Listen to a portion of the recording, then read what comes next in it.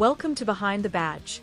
This podcast aims to improve the health and well-being of frontline workers. Each episode features candid conversations with former and current frontline community members and subject matter experts. Join us as we explore the unique nature of serving in high-risk roles, sharing inspiring stories of resilience, strategies, and resources. We are not qualified health professionals, nor are we aligned with any organization. The opinions expressed in the podcast are solely our own. Additionally, the content may evoke strong emotional responses for some. Listener discretion is advised. I don't wanna promise that we have an answer, and I don't wanna promise that we know the way. I just wanna bury the guilt of the nature like a tidal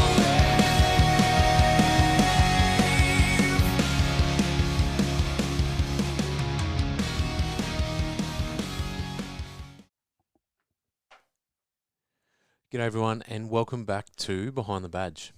Today my guest is a veteran of the Royal Australian Air Force. He spent 6 years as an aircraft mechanic based out of Newcastle before leaving the Air Force to scratch the travel bug itch. He went abroad and held a couple of interesting jobs, such as being a marine technician on multiple super yachts for the rich and famous in Europe, and also becoming a qualified kitesurfing instructor. Upon his return home, he changed tact and decided to enrol in university. He successfully attained his qualifications in nutrition and dietetics, and further to that took on a bit of extra education and became a qualified permaculture consultant. In 2021, he and his partner established their own practice called Dig In Health Company, starting out as just one dietitian delivering clinical dietetic services with the support of just one GP. These days they operate from 9 locations across the sunny coast and Brisbane, consist of a team of 2 dietitians and 1 therapy assistant / nutritionist, and they now offer a range of different services. Obviously, the dietetics and nutrition is one side of the house, but now they are offering permaculture consultancy, workshops and yoga classes specifically for veterans. They also offer corporate cooking demonstrations, nutrition workshops and seminars. Dig In Health Company has also been awarded funding through RSL Queensland to deliver a series of permaculture and nutrition workshops specifically for veterans across 2024 and 2025. To do that, they've partnered with Diggers Rest, which is another non-for-profit organisation based in the sunny coast hinterland, providing a place for contemporary veterans, ADF members and their families to get away and reconnect with society, with themselves and with each other. We're actually here today recording out of Diggers Rest, so shout out to them. But yeah, back to our guest today and Dig In Health Company. It's an absolute pleasure to introduce Will Gold. Will Gold, how are you? Yeah, thanks for having me, Josh. It's all good. Pleasure's all mine, mate. We will get into the nutrition, dietetic stuff further down the track. I want to rewind the clock and start with your early life, mate. Can you tell us where you grew up? How was family life, schooling, sports? Yep. Yeah, we're here in the Sunshine Coast hinterland, not far from home. I was born in Caloundra, so Caloundra is only sort of 15-20 minute drive from here, so I haven't come far in 40 years, or nearly. Born and bred in around Curramundi, Caloundra. Did some schooling there, jumped between some schooling on the north side of Brizzy. Family moved around a little bit, and come back to the Sunshine Coast sort of high school years. Finished off high school in, I have to think, it's that long ago, 2001, Caloundra High. And at that point, I had a sort of firm understanding of what was going to be the next stage of life. My mum served 3 years in Iraq in the army, 68 to 70, 68, 71, somewhere around there. So I come from a pretty long line of veterans. My granddad, he served in World War II in New Guinea and Borneo, and my great grandfather served in World War One, so he was 11th Light Horse in World War One. So at 16, sort of coming to the end of school, it was pretty inevitable. I wanted to follow the family tradition. You would expect I was going to go Army. But at 16, looking at the pay structure, Air Force paid I think an extra $1,000 more, and that seemed like a good thing to go for. That's what you think. So I had the decision of some technical trades in front of me. I knew I was going to try and make the most out of my service and try and take something away following on from it, and a technical trade came to mind. Most of the guys I grew up with were off to be chippies and plumbers and or sparkies, so a trade was what I had my sights set on. I never really thought much about uni at that point. I thought uni was for smart people and trades was for the rest of us. So I had no consideration for university at that time, and and off I went. So I think it was about 6 months later after school I signed up. It was July the following year after finishing high school, and I was off to Edinburgh, RAF base Edinburgh, to do my recruits. And were you 17? 17, yeah. So I got in sort of as soon as I could. So yeah, 17. It took me 6 months till I was 18. So I was off to Wagga for my trade training, become an aircraft mechanic. So 13 months in Wagga. In the first couple of months, I was off to the WAD's office every Friday to get the lecture of no sneaking into nightclubs and pubs in Wagga. Did it stop you? Oh, a little secret handshake between bouncers did the trick. Mate, so aircraft mechanic. Yep. What aircrafts were you working on? Yeah, so towards the end of Wagga, when the preferences come out based on your score, I think I was halfway between the top and the bottom, just on average. And fortunately for me, I got my first choice, which was Williamtown. I had no understanding of the different planes, and I definitely wasn't a plane spotter by any means. I just went for the posting that got me as close to the beach as possible. Growing up on the sunny coast, Amberley was a bit far. So I just went, I'll take Williamtown. That looks like a good spot. The surf's good there. And got sent to 76 Squadron working on the Hawk, which is actually a trainer aircraft. So wasn't sort of apparent to me at the time that plane never leaves Australia. I had two intentions of joining the military: is get a trade and see the world. At 17, that were my two sort of goals, and got to 76 Squadron, and I was like, oh damn, this thing doesn't go anywhere. And spent the next sort of 5 years travelling between Amberley, Townsville and Darwin every year, depending on the sort of army deployments that were the training deployments, like Talisman Sabre and the rest of them, that we would go ahead and support. So yeah, I just did the ticky tour around the north of Australia pretty much every year, and that got pretty boring after 4 or 5 years. So you up to Williamtown, get plenty of surfing in. Did you stay there for your whole career? Yeah, so I fortunately didn't get, or unfortunately or fortunately, for whatever reason that it happened. Some guys got posted out early, but I saw through my 6 years there, and just from 17 till 23 or 18 till 23, I got my trade. So I finished off my trade training, got my promotion to corporal.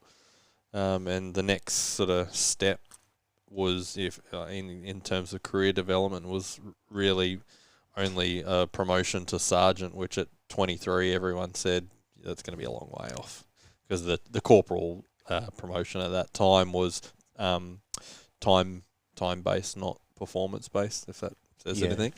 So just you finish your trade, you do another year, and then you're up for the promotion board. So which I actually almost didn't get through. They almost kicked me off, because I think just maturity wise, I perhaps wasn't ready, but I got through just.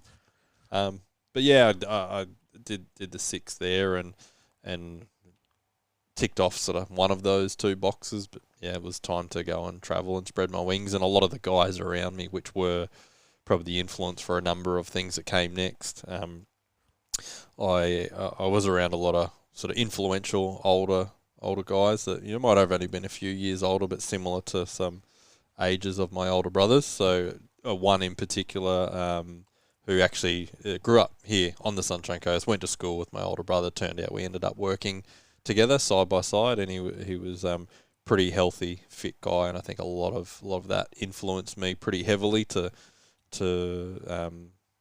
just have a bit more interest in my own health and fitness and nutrition. And he also taught me how to kite surf as well, so that's where the kite surfing started. A lot of the pilots we worked with were into that as well, so there was a lot of fitness and activity and sports that I got into because of all the guys I was around. So it was a pretty awesome environment to sort of essentially grow up around. Yeah, awesome. And what was the push for you to leave? At the time, I had a sense of I needed to travel. Well, some of the guys who joined had done their travel and then decided career change, go into the military, and some of them might have had young families, and I was the sort of opposite. So I thought, okay, I just need to get out and see the world. And I'd heard of the super yacht industry, and I'd heard that as with a mechanical background, I might actually get a job fairly easily. So I took I did a quick stint at BAE Systems. So BAE Systems, who produced the Hawk aircraft, so naturally transitioned over to there for around 9 months. That was just to sort of manage my discharge and assimilate back into civvy life, which was pretty easy for me. And yeah, got all my ducks in a row. Did a few little short courses on the super yacht industry, and away I went. Took a one-way flight to France and landed in the south of France in a place called Antibes, which is sort of the super yacht capital of the Mediterranean. And spent ended up spending sort of 18 months working on different motor yachts as a first mate engineer. Yeah, nice. Yeah, so that kind of really got the travel bug out of me. Yeah, got to see a fair bit of the world doing that. What sort of things were you doing on the super yacht in those roles? Yeah, so I was typically on smaller yachts. When I say small, they're still sort of 25 to 30 metres. They're still pretty big. But I would have a sort of a 3 roles, deckhand, so just cleaning the boat, scrubbing decks. It was pretty boring stuff. Monitoring the engine, so when we'd get underway, I'd be down in the engine room sort of periodically checking on everything. Funny thing was, I wasn't really sure what I was checking. A gas turbine engine and a diesel engine on a yacht are very different, but I kind of played the part and got through all right. And yeah, would help learn how to park the boat, which is a pretty cool thing, and manage all the things at sea that you have to manage. And as a RAFI, I didn't really have... It wasn't like I'd been to the Navy and then had all these transferable skills. But yeah, no, it was good, really good fun. Quite an experience. There's another world that working for the rich and famous as their sort of hired help. Very affluent space. If you've got a 25 to 30 metre super yacht. Yeah, so one of the boats I worked on my second season. So I did sort of 3 6-month season. The middle season there, I actually ended up in the Middle East. I was working in Qatar on a 24-metre yacht that was a chase boat for an 80-metre yacht. So it was their little toy boat for the big one, and that was for actually the royal family of Qatar that we worked for. How good. Yeah, so interesting. Yeah, interesting world. So you did 18 months in those jobs, the 3 seasons. Yep. After that, back home, more travel? More travel, yeah. I then sort of took off to America, did a bit of time in the snow. You can make a bit of money on the super yachts, which is pretty good. You spend a lot of time working and playing up, but yeah, you do get to park a fair bit of money. So I used that to kind of make sure I'd see as much of the world as I could. So I did some traveling around Europe, went to North America, did a bit of the snow there for a couple of months, then ticked off the kite surfing, so become a kite surfing instructor. That was just a hobby I'd had from the time in Willitown and in Newcastle, and started doing that. So I travelled a little bit, working and travelling as a kite surfing instructor, and got to about So from discharge 08 to 2012 is when I then put my hand up to go to uni, because I'd sort of in that last year of travelling had to kind of figure out, well, what's next? Am I going to go back to planes, mechanical side of things, or that the passion for health, fitness, and particularly nutrition was bubbling away, and I'd been sort of looking into things as I went, and I was actually working as a kite surfing instructor on a little tropical island doing some sort of nutrition-based study, like by correspondence at the time, just to see if there was a interest in that, and that sort of gave me the springboard into, or guess confidence to throw the hat in the ring to apply for university. And I thought, all right, well, I better give it a crack. I had a few mates that had done the mature age thing, and they just said, yeah, go for it. Don't hesitate. Just back yourself, and you can always dial back the workload if you need to, but just, give it a go and see what you think of it. So, So 2012. Back to Newcastle. Applied at Newcastle Uni. I just sort of bedded down some good friends, networks there through the time in the military. So it just sort of made sense that I would apply there. I'd heard good things about the uni, particularly the health sciences there. It seemed to have a good reputation in the outside world. So I actually didn't qualify for the nutrition and dietetics degree. My sort of equivalent ATAR, whatever the thing is, the uni entry score wasn't high enough, so I had to kind of figure out another way around, and I just took a Bachelor of Science, and after the first year my grades were good enough to transfer in. And so I just carried on with the rest of the nutrition and dietetics degree. So is that 3 years? 4 years, yep. And depending on the uni, it's 4 or 5 years. Full time? Yep. So, we managed to get through the first year of chemistry, which was absolutely terrifying for most people. That's what gets most new grads coming into the dietetics degree. That tends to cull quite a few people out of the degree. It's the thing that people don't understand, is how biochemistry based the degree is.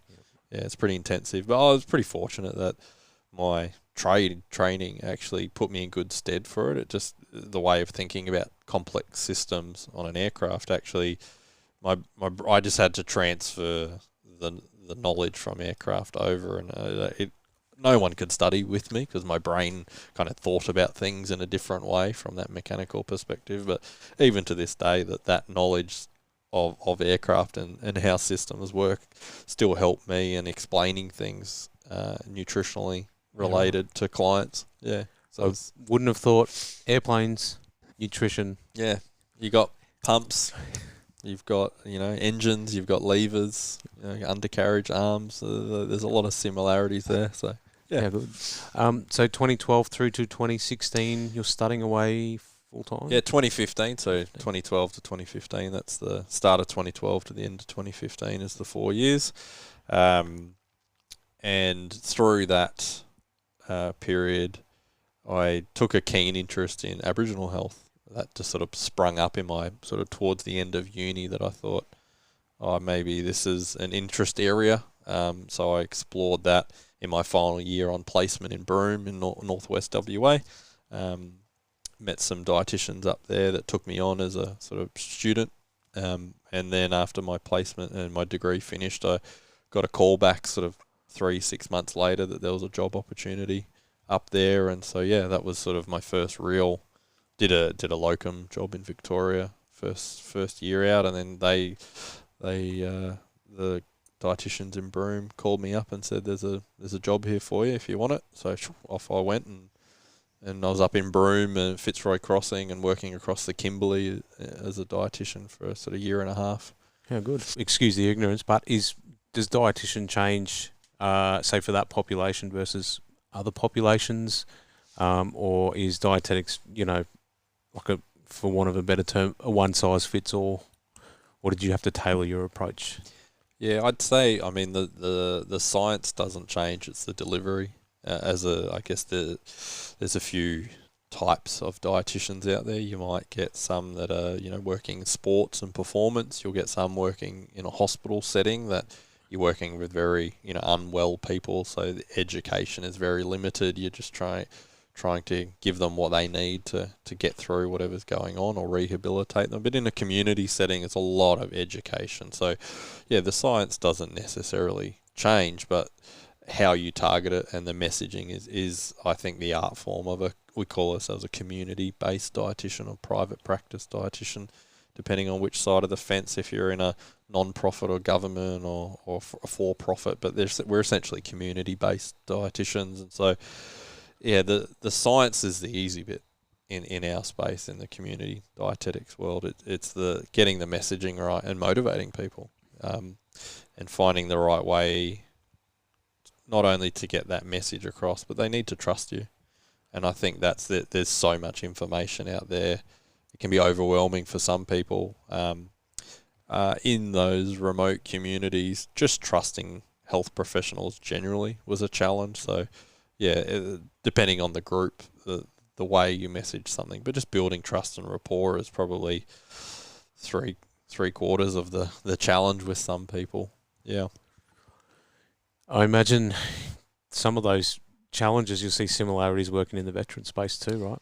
Yeah, so that's I guess what led me to change track. I ended up coming back to Southeast Queensland, working in Aboriginal health, continued to work in, but I did feel after not very long that wasn't the right place for me. Just geographically at that time, I started to learn about the mistrust between those communities and the organisations coming into the communities, and that there was just a lot of disconnect, a lot of loss of trust over many years for, a lot of complicated reasons that we don't need to go into. But I thought, I need to come back to somewhere where I feels more home and I have more connection to. So I managed to work in Indigenous health here in Southeast Queensland, but I found the same problems. I don't think it's the building the trust and the connection with that community. That wasn't my community.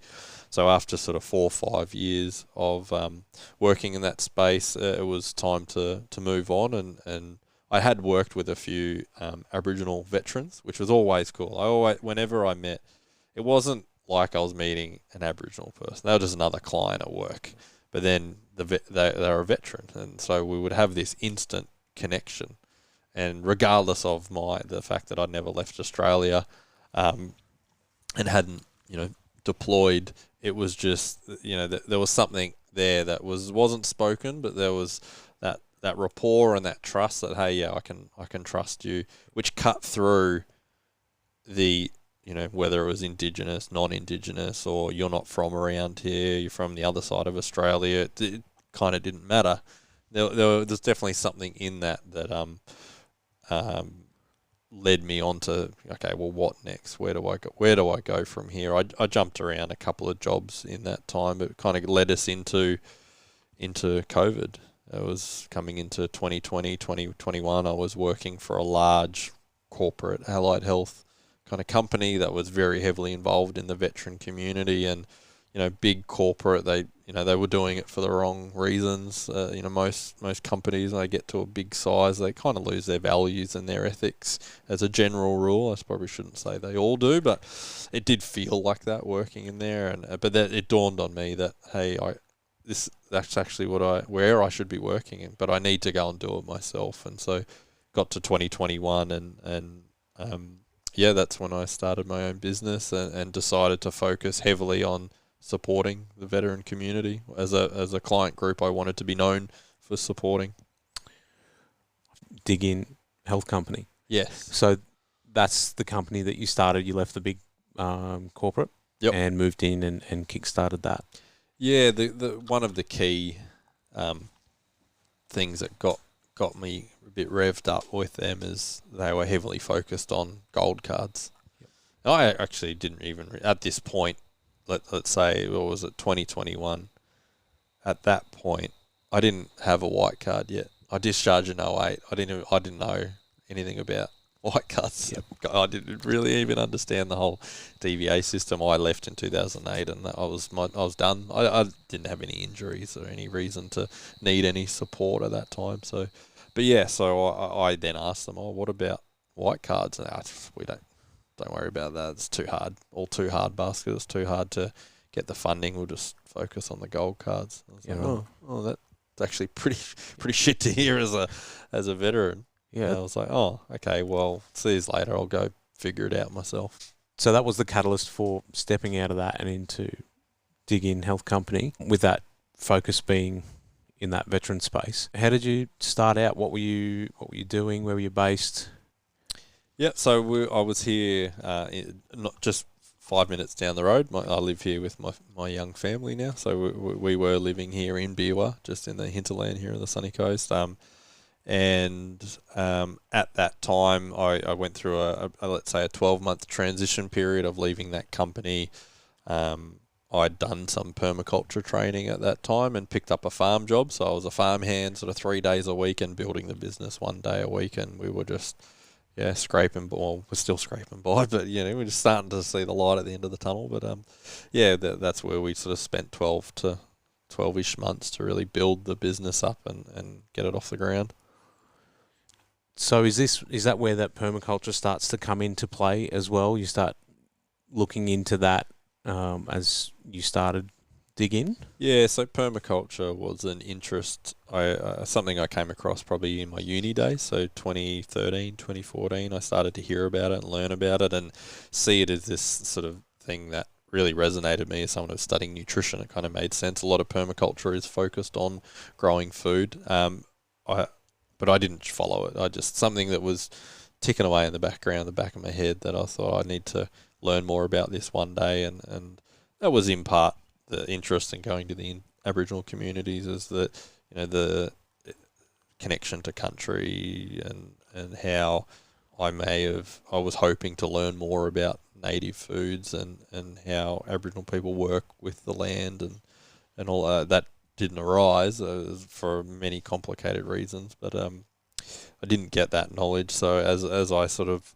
changed track into my own business, in that 1 year or so period of growing the business, I took the opportunity to study permaculture, did a permaculture course here on the Sunshine Coast, and that then got the job on the farm. So I was able to put the theory into practice over sort of 18-month period whilst building the business. So COVID was a blessing for me. It sort of really gave me that opportunity to clean slate of like, well, do I want to keep working for other people or do I want to have a crack at something, and what is it going to be? And so going through the whole business planning phase of what is it, what does it look like, who do we serve? And so it was clear it would be veterans, but then this permaculture, the opportunity to study it and potentially integrate it into the business was just, it was there waiting to happen, and the timing was right. So when I officially went full time in the business in start of 2023, I'd say end of January, February 2023, the farm job finished up, and I had to go full time. So it was time to take that leap, that scary leap of letting go of that, where the money was coming from, and make it work in the business. And through that year, started developing permaculture courses for veterans. Nice. So just for our listeners and for my benefit, what is permaculture? It's a good question. I think you ask 10 different people who know permaculture, you'll get 10 different answers. And I think every time I answer it differently. But the word permaculture, I'm going to say from my experience and understanding, the words come from permanent culture. So it tries to take traditional or indigenous knowledge, apply some modern day science and technology, and it's to solve, let's say, complex problems with an ethical framework. So that's a bit of a wishy-washy answer, and that's kind of the point. There isn't really any one thing that permaculture, it can be used. It's a way of thinking, designing systems. Ultimately, it's typically used for homestead environments. If you put in permaculture on YouTube, you're going to come up with people who are off-grid living on a farm. But it is much more complicated than that, and that's something we get into on the workshops that we're running here today, but I'm sure we'll come back around to that. But yes, it's typically used in growing produce and agricultural settings, but it's much, much deeper, and it really can be applied in any setting. Is there an element of sustainability and self-sufficiency that Yeah. sort of underpins it. That's right. So the idea is, what do you need to have a permanent community or culture? So, there is ethical or philosophical sort of values that underpin that. There's sharing of resources and jobs, and there's usually some kind of belief structure in there as well. So it's really like, if you want to have a self-sustaining community, surviving, healthy, thriving, all those things, permaculture tries to use all of those principles, and you can apply it where you like. So it's kind of deep in a way, and unfortunately that turns a lot of people off permaculture. I try and just take the practical stuff, and the veterans, some veterans like to go deep into it, others don't, so sometimes hard to find that balance. Yeah, sweet. Let's flick to the dietetics Yep. and nutrition side of the house. And, when we talk about our health and how what we eat and how we eat and when we eat affects our physical health, but also our mental health and all that sort of stuff. Can we speak a little bit about that? Yeah, where would you like to start? It's a long one to answer. I guess, is there any sort of foods, this is a very specific one actually, that should be avoided? Say, just for general health reasons. Yeah, I mean, I try and keep things as practical as possible, and there's so much noise out there in the nutrition space. I mean, I have a few little mottos or mantras I use for my clients, and one of them is, if your grandparents don't recognise it, don't eat it. So, whole foods. I'm not particularly, like, I have clients who are vegan, I have clients who are carnivore. That's a bit of a trend at the moment. I try and nudge them all in the same direction, which is keep it whole, try and keep it local and as possible. If it's local, it's fresher. There's a few caveats to that, but I mean, some of the gold standard diets around the world that are proposed to be the best for longevity and limiting chronic disease, they all have the similarity that they're rich in whole foods. So, when it comes to veterans, whether it's physical health with inflammation, muscle joint injuries, or it's a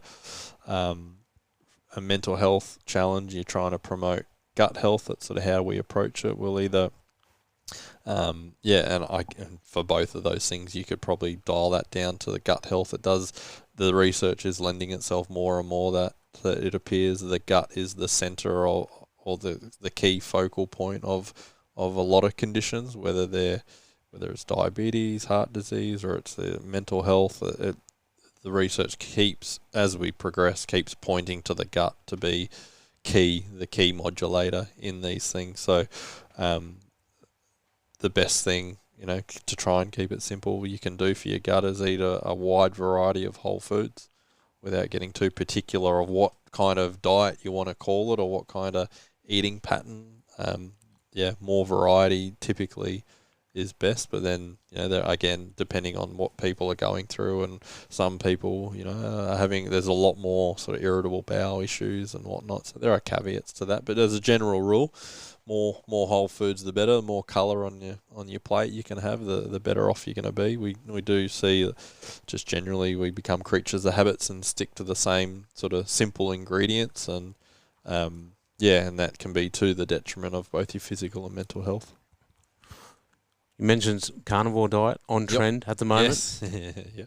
Old Liver King. Good, bad, indifferent? Yeah, look,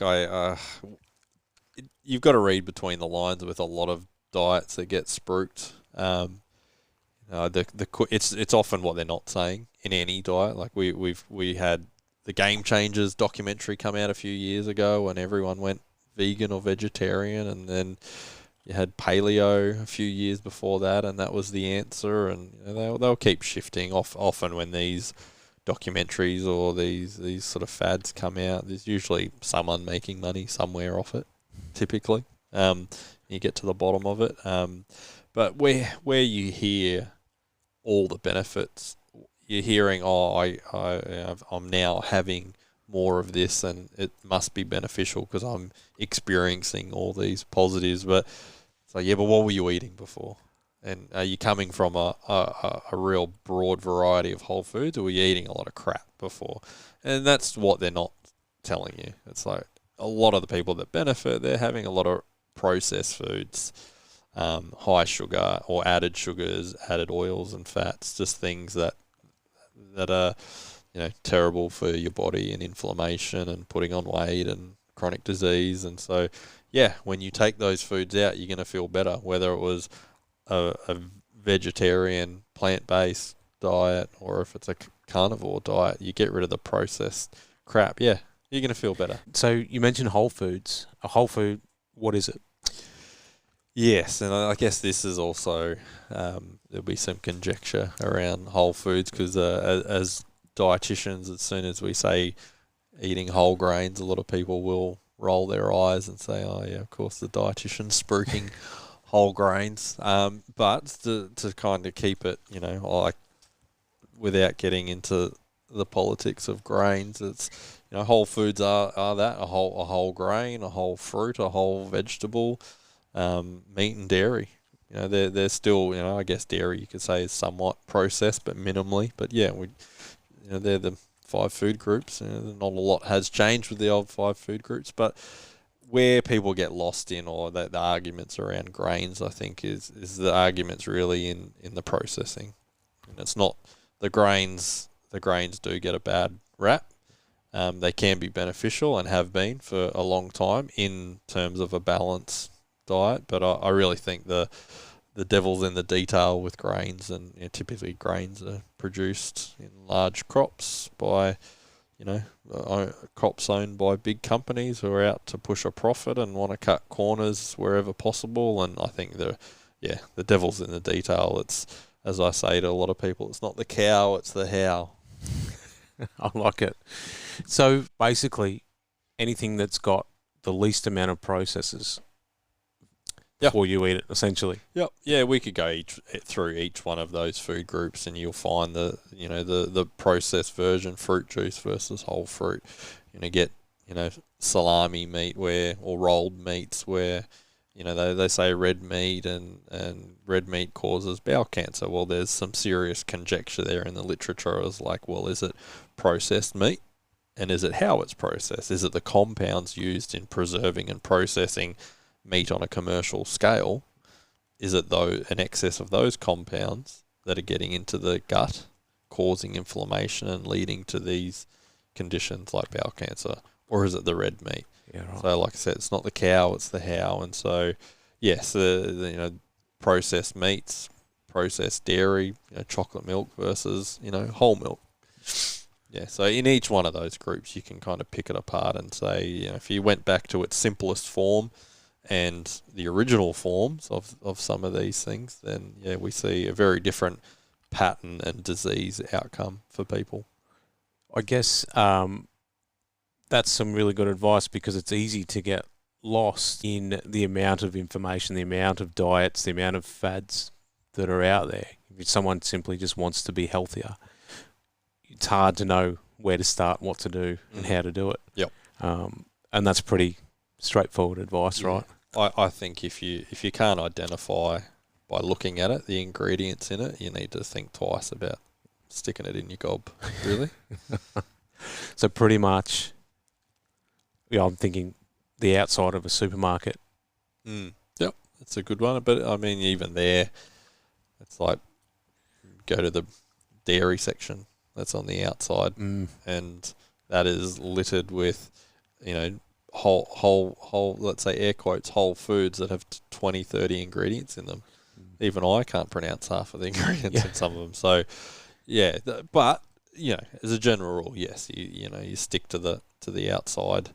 Like, who were we talking to the other day? Someone whose child said, like, there's talking about the health food section with the parent. It's like, well, if that's the health food section, what's the rest of the supermarket for? Yeah. Where did I hear that? Or maybe I heard it online, I don't know. But in reference to, we have a health food section, you actually have a look down the health food section. Most of it's processed rubbish, full of hidden oils and sugars. It's like, it's not, it blows my mind that they can call that the health food section, but yeah. On that, oils and sugars.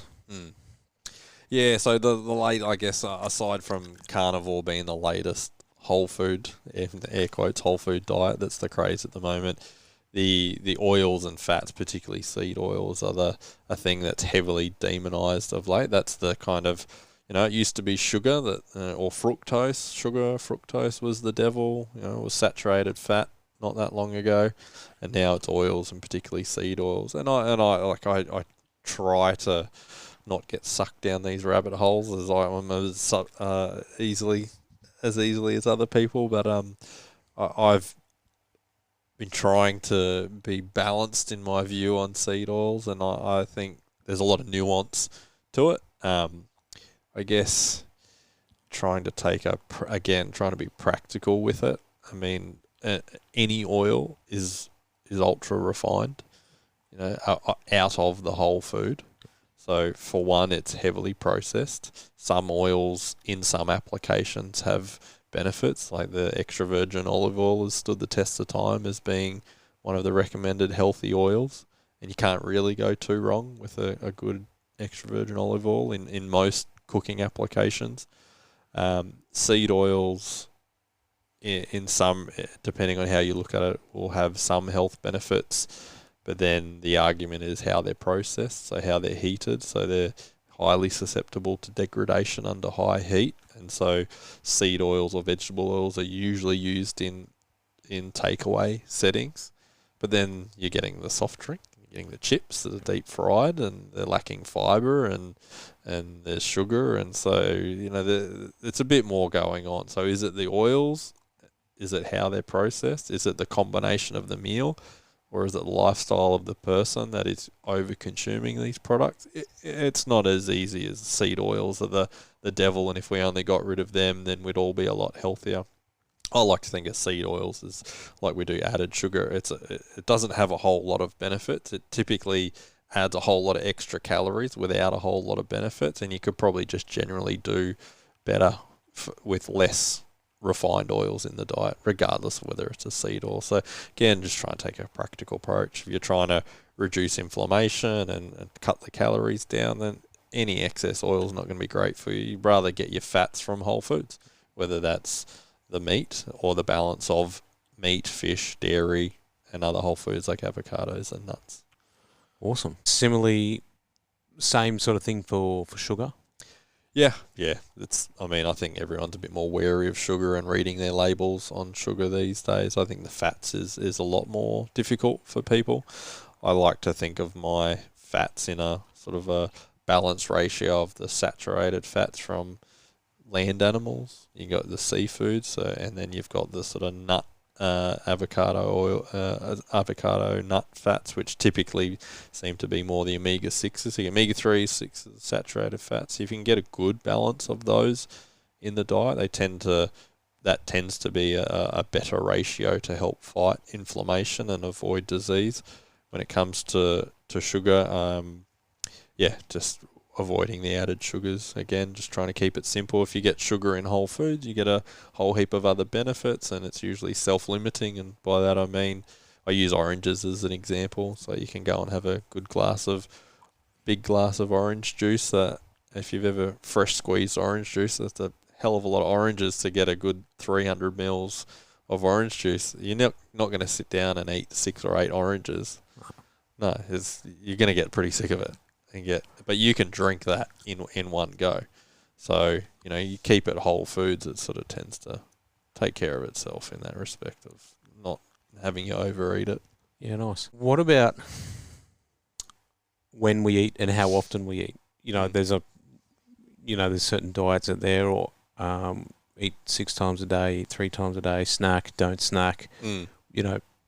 What's sort of is there standardised advice on that, or is it individual? So I come across people all the time that still believe breakfast is the most important meal of the day.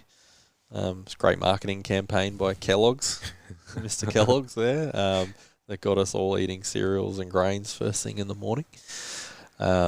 Look, I think that answer depends, and I'll say that to if you ask me any sort of single ingredient or food or eating at a certain time of day. It depends. It depends on what your needs are, what your lifestyle looks like, what sort of health challenges you might be having. So, have some people have never eaten breakfast. Some people that that they have to eat 3 meals a day or 2 meals a day or 5 meals a day.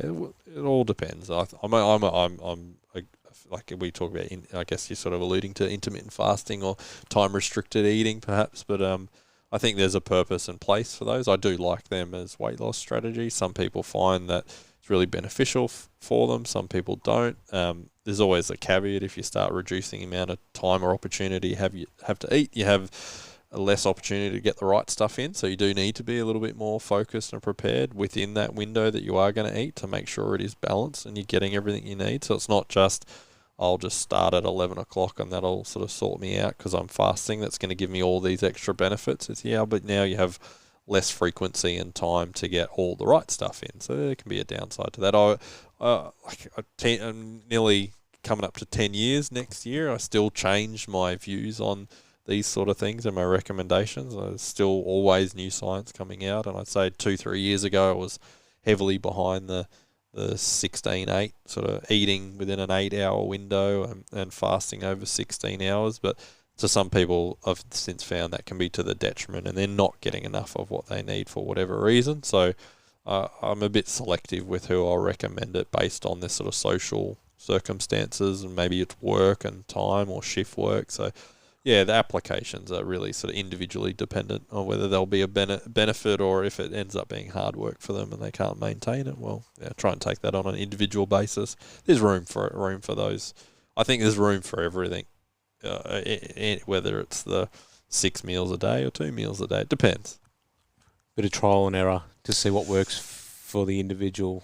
Yeah, 100%. How you respond and how you feel and all those. Yeah, and it depends on, like, I really try to say to people, what are we working towards? What's the goal here? What are we trying to achieve? If you don't have that, you can get a bit lost in all the noise around some of this stuff. And yeah, fasting, the benefits of fasting, I think as the science developed, it changed. It was, there were all these purported benefits for fasting, and then we found out, you actually need to fast for at least sort of 36 hours or longer to get some of these more sort of whole of body benefits, like the potential benefits to longevity and aging and reducing cancers or cancer risk. An 8-hour or 16-hour fast is actually not going to cut the mustard. It's good for keeping your weight down, but that's probably about it.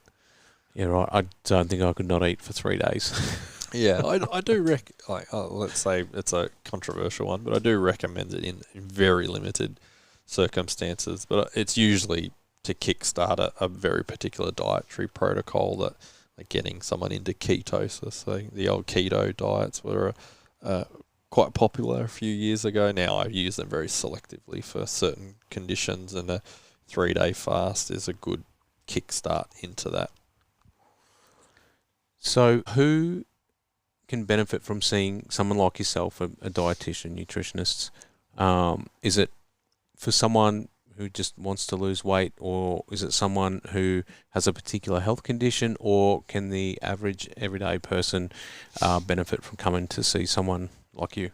Yeah, so we see just about everyone from end of life care, from pediatrics to end of life care. So we'll see kids that are transitioning from breastfeeding to solids, and they might be having issues with allergies or intolerances, and really any stage. I mean, once you get kids from about 12 onwards, don't bring them in to ask me to tell them to eat their vegetables. If you haven't got it by then, give them another 10 years. Yeah, that's probably the only age group we really struggle with. But generally, the use or the application is really widespread, and it comes down to the individual and how engaged they are in their health. I mean, I don't know, I couldn't tell you how many times I ask someone, what are we here for today? How can I help you? And they go, I don't know, my doctor just sent me. So it can be applied for anyone at any health stage. There's always improvements, generally speaking, you can make, and the number of people that have a perception that they're healthy and then will go through things and they're just blown away by how much they don't know. So it's pretty widespread, and I'd just say just about everyone could learn it's something at some point they can apply. I mean, there's a bit of a barrier there. A lot of people think we're just the food police and we're going to tell them the things that they think they already know. And the amount of conversations I have with people that were like, oh, wow, that's not what I thought it was. They have all these preconceived ideas of what a dietitian is or does. And usually we can change their mind after a good sort of 45-minute hour session with them. They come out with this, oh, okay, that's not what I thought it was. And I've actually learned something. I think I can apply this pretty well to change my routine and get some benefits out of it. You're not just going to come in and say, don't eat anything fun. Lettuce for you forever. Yeah. I mean, some people need a good stick approach, but yeah, no, that's, I mean, I think the art of convincing people to improve their health is it's not tell them what to eat. It's the education and explaining why things work in a certain way or how the body works. I mean, going back to that mechanical view of the world, how I sort of see things and understanding the mechanics of the body. It's not telling them what to or not to eat. It's how do certain things or foods, nutrients interact with our body and maybe lead to causing or contributing to other conditions downstream of that. And it's in the education where people are, okay, now I understand why I would or wouldn't consume X food in X amount or frequency because you've put the pieces of the puzzle together for me. So that's usually where the magic happens for people, and it's only helping them to understand how their body works and that they need to fuel it right. And now, hopefully from that, they're going to make those decisions around how much of things to eat rather than me tell them. Because if I just tell them, just doing that, people don't respond well when you just tell them to stop doing something. It's bad for them. So yeah, wouldn't be very good at my job if that's all I did. Mate, let's talk about what you're doing here with Diggers Rest and the courses that you're putting on. Yeah, so through that first 12 months of 2023, we started piloting a few little one-day programs. I knew from working with kids and teenagers that, as I said before, like trying to tell them what to eat, or their parents say you need to tell my kid to eat more veggies. Good luck. But actually engaging kids in where their food comes from is a far better way to improve the variety of foods they eat. So it's always been, we'll help them choose something from the shops, from the fruit and veggie shop, or get them involved in the kitchen, or even better, grow something with them. So I knew that there's plenty of science literature around how interacting with your food, particularly growing it, has so many benefits beyond just your nutritional intake. So that to me was always, that was a little nugget of information. I knew the science supported it, and I thought, well, why not just kids? Like, surely this would work for everyone. And it does. I mean, the amount of people I talk to who grow their own food have a better understanding of food generally, where it comes from and what's good for them, whether they've researched it themselves or they've just naturally, incorporated more whole foods into their diet and noticed the benefits of that. So I knew there was something there. I in that sort of first year of doing the courses, I become friends with a veteran who'd had a pretty rough experience on deployment, suffered TBI, traumatic brain injury, broke a number of vertebrae and neck, and had a, let's say, a pretty rough trot, coming out of defence and dealing with his physical injuries and his mental health, and we became friends, and since then found out he was actually right into growing his food and how much benefit he'd gained. This is nothing to do with me. Just he had his own experience, life after defence, with actually permaculture. He'd been studying permaculture, growing his own food at home, and was just, he was sold that this was such a good thing for him. And that really sort of gave me the kind of the reinforcement that this was the right thing. This is something I needed to follow. Me and him obviously geeked out about permaculture stuff and whatnot, and yeah, so he was one of the first guys to come along to my workshops and help me, design it and make sure I was getting the right message for the audience.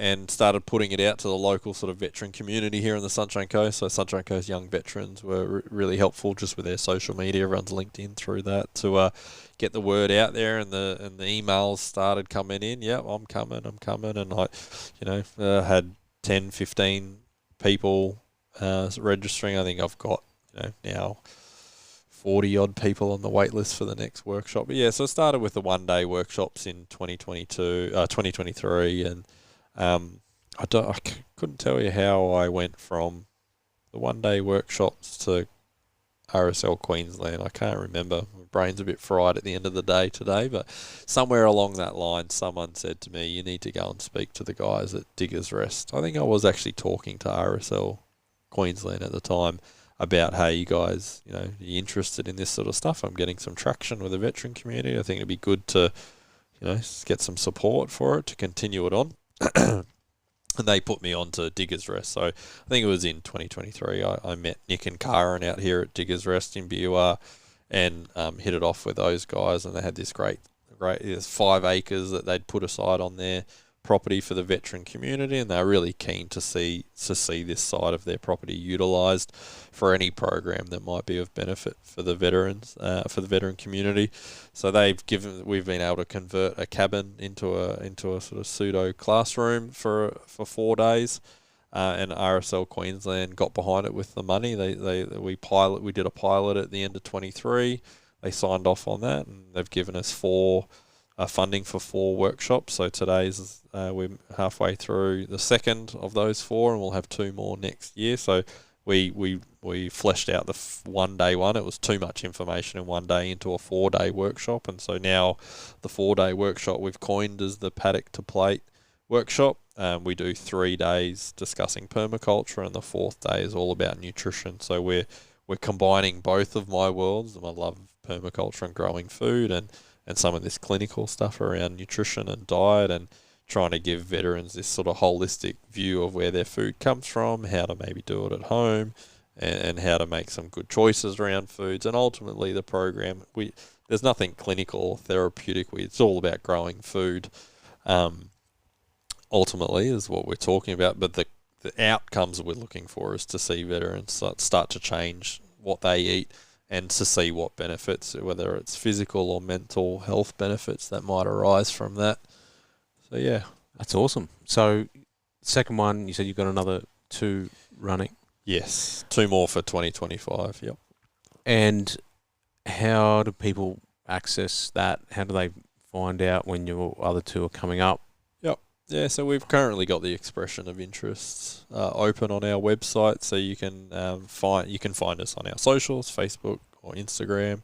But the main way, if you want to register, is directly at our website. So it's diginhealthco.com.au/workshops.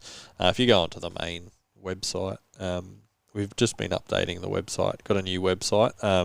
So maybe it's not /workshops. It might have changed. But jump on the website and you'll find the veteran workshops pretty easy. And there's an expression of interest form, and you'll go on the wait list. So if anyone is interested, I'd get on their quick sticks, because, I'd say we've got more than enough numbers for next year. Not everyone can make a 4-day block. Yep. Typically we run from a Thursday through to a Sunday. So some people are still working and have to take time off. So unfortunately, it's not accessible for everyone. It's only here in the Sunshine Coast. I would like to take it on the road at some point, but for now, it's Sunshine Coast, 4-day block, Thursday to Sunday. So, we've got a lot of people. We've got enough numbers for the next 2, but that's not always the case that everyone can make it on the dates we propose. So, yeah, jump on and register. And I don't think we're going to stop.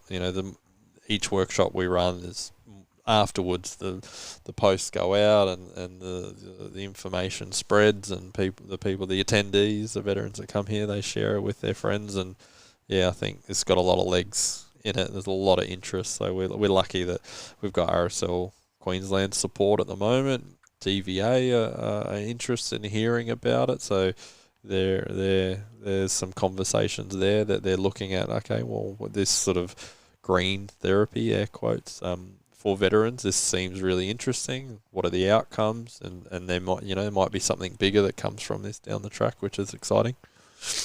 On that, what are some of the outcomes that you are seeing from doing this kind of work? Generally working with RSL Queensland, any workshop, ideally we want to see mental health outcomes, so just improvements in mental well-being. There's no requirement other than having been in the military. You don't need to have served overseas. You don't need to have any specific identifiable injuries, physical or mental or otherwise. This course is for any and all veterans.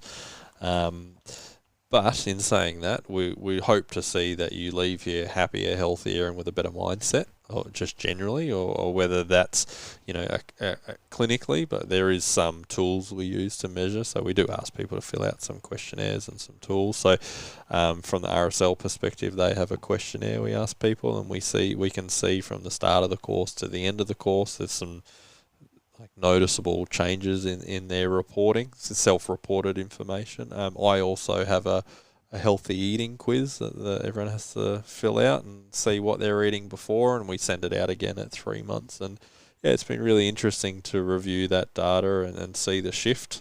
And yeah, we're seeing collectively across the group there is a shift in increase in whole foods. It's quite a simple thing that we ask, but yeah, to see that definite there's an uptick in change of diet and ultimately, which is it's a simple way that we sort of gauge it, but generally you eat more whole foods, the science says that is going to be better for your gut health and in turn better for your mental health. So we try and keep it simple, but yeah, there's definitely measurable outcomes there. Awesome. So some of our listeners are not veterans. We've got a lot of first responders. Is there a way that we can access your services, not through RSL or DBA? Yeah, so in terms of the dietetic stuff here in Southeast Queensland, we work across myself, and I have another dietitian who works with me who's also a veteran.